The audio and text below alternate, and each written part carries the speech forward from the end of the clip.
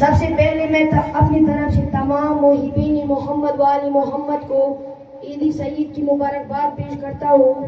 اس کے بعد پرنسپل صاحب، اساتذہ کرام، مہمانان گرامی اور میرے بھائیوں، السلام علیکم. آج مجھے جس عنوان پر لب کشائی کا موقع ملا ہے وہ ہے عظمت استاد اور طلباء کی ذمہ داریاں. جناب عالی حضرت محمد صلی اللہ علیہ وآلہ وسلم نے فرمایا تمہارے 3 باب ہیں. ایک وہ جس نے تمہیں اس دنیا میں لایا، دوسرا وہ جس نے تمہیں تعلیم دی، اور تیسرا وہ جس نے تمہیں اپنی بیٹی دی. اور فرمایا ان سب میں سے سب سے عظیم وہ ہے جس نے تمہیں علم دیا.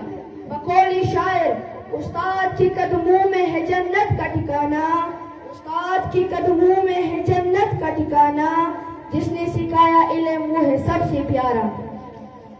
جناب عالی، استاد کی عظمت کا اندازہ اس بات سے بھی لگایا جا سکتا ہے کہ وہ اپنے علم، تجربے اور کردار سے ایک طالب علم کی شخصیت کو سنوار دیتا ہے. ایک اچھا استاد صرف اپنے طالب علم کو کامیاب ہی نہیں بلکہ باکردار بنا دیتا ہے.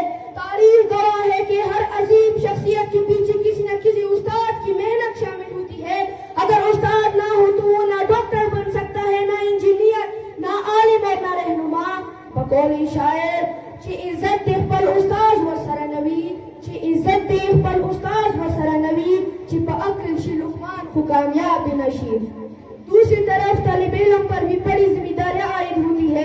ایک طالب علم کی زندگی کا مقصد علم کی حصول ہے، جس کے لیے وہ مکتب کی 4 دیواری میں قدم رکھتا ہے. مکتب کے اندر یا اساتذہ کرام کا حسن تربیت ہے کہ وہ ایک حیوان سے انسان بنا دیتا ہے. اس لیے ضروری ہے کہ ایک طالب علم جس عظیم مقصد کے تحت اسکول یا کالج میں داخلہ لیتا ہے اسے ہمیشہ پیش نظر رکھا جائے، کیونکہ یہی اس کی اولین ذمہ داری ہے. باقی ذمہ داریاں تو اس کے گرد گھومتی ہے.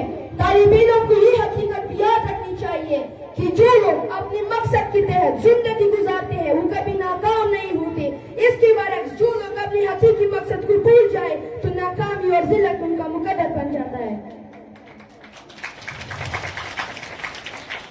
تعلیمی اداروں میں سیاست نے تعلیم کا بیڑا غرق کر دیا ہے.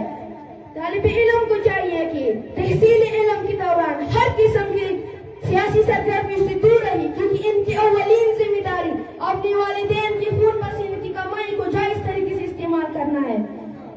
طالب علم کو چاہیے کہ وہ اپنے والدین اور اساتذہ کرام کا احترام کرے اور اپنی جملہ صلاحیتوں کو قلم اور کتاب تک محدود رکھے.